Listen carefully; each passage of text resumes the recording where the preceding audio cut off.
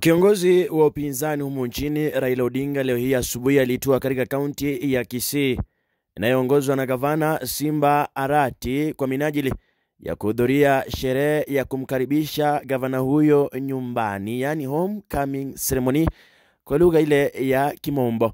Odinga aliandamana na vigogo wakuu na makamanda wake kutoka mwavuli wa Azimio la Umoja One Kenya, ambapo wananchi wengi zaidi waliweza kufika katika maeneo hayo kwa kufurika kama nzige.